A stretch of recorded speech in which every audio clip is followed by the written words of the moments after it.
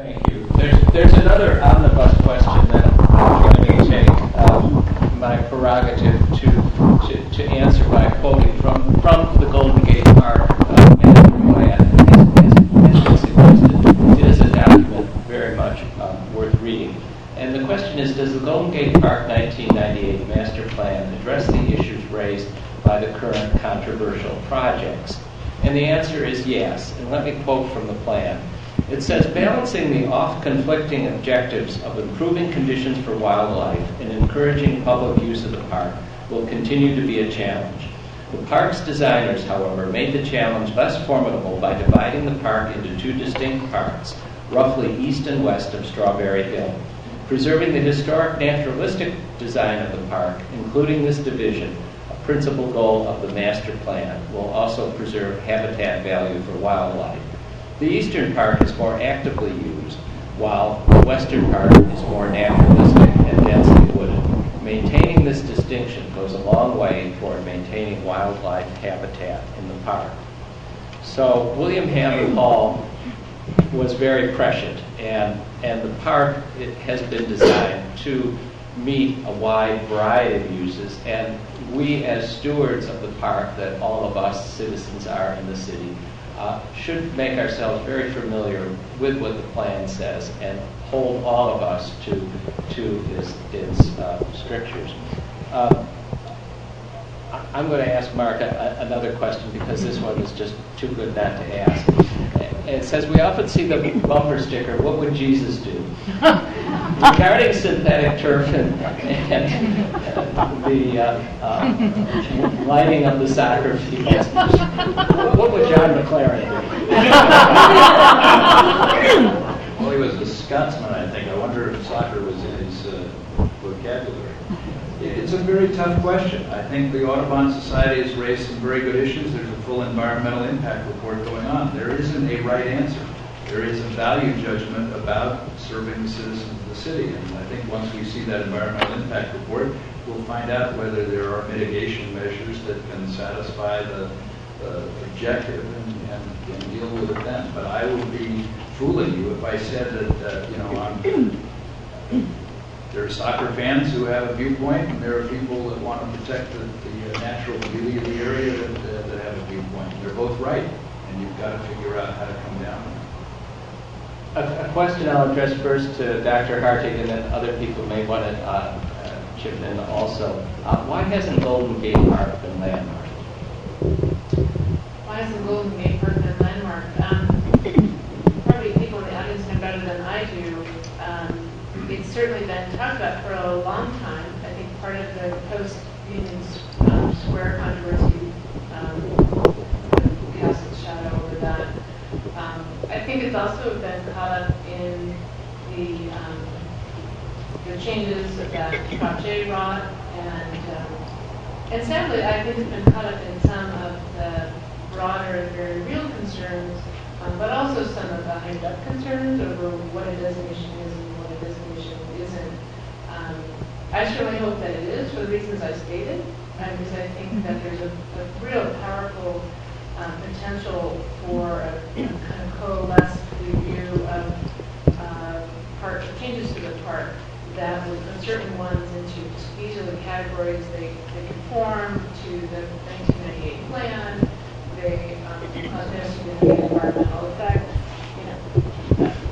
But the bigger ones, especially obviously the beach, LA, soccer fields, they deserve as rich a conversation as we can, including alternatives that are meaningful alternatives under CEQA. What will landmarking mean? Will this pickle the park? No, there's no pickling of the park. I'm here to tell you that. You heard some of the examples I gave across the nation, and in pro-property rights Phoenix, my alliteration is, I'm sticking with the piece. In pro-property rights Phoenix, which is interesting, if landmark locally designate 30 parks, I just cannot see any reason why San Francisco and all its progressive glory cannot landmark it. Especially when I think it provides us an opportunity to take a look at the 98 plan and say, okay, what are the contributing historic features of this design cultural landscape? It's art and science, and I think that anybody, of any community that we work with in the 8 western states. San Francisco is fully equipped to do that and do it proudly. And maybe make a huge point of pride in the park, tied together with fundraising. You know, kind of make the designation a real meaningful event in the history of the city and the park. I won't add on. Yeah. Kathy, you're a landscape architect, and maybe you can help us with this. And, what is the story on state-of-the-art synthetic turf, and how long will it last, and when will it need to be replaced? What kind of maintenance does it take? I think there are 2 issues here. First of all, I don't think there's any doubt that synthetic turf does last longer. It can be played on longer during the week and during the year, and it requires somewhat less maintenance, although we've been looking at some of the figures and we believe that there should be more maintenance than Record Park has talked about. In particular, some people are worried about MRSA and the turf being kept cleaned off and disinfected and things like that. So although water use might be less than lawn, on the other hand, it is supposed to be rinsed off quite a bit. But our position is not that synthetic turf is better or worse than grass fields in terms of the playing surface, exactly. Oh, and the other question is they have to be replaced about every 8 to 10 years. So in San Francisco, we've got, almost 30 acres now of synthetic fields, and in 8 to 10 years, the bill's going to come due on this stuff. If a grass field dies or isn't taken care of, you just go out there and water it across the grass field. But for the synthetic turf, you're going to have to go out and you're going to have to replace it. And I've heard $200,000 or $600,000 depending. The other thing is that we think that if you do the natural grass fields in the park, that yes, they won't last as long as the synthetic turf, but we think with good field construction, the right soil amendment, a better irrigation system. If you look on Google Earth right now, you're going to see the crop circles, which means a poor irrigation system, and gopher controls for those cute pesky little gophers, that the field can last longer. And then we would like to take the money that's being spent on this particular field, which is up to $12 million. We'd like to take $1 million to fix the field. We'd like to use that money for artificial turf fields, which we are not opposing in principle. In other parts of the city, we like to spread it around so we can meet the playing time that Mr. Buell was talking about. I think it would be better to have, instead of a Rolls Royce in the project, to have a bunch of minivans. I did practice that. Mark,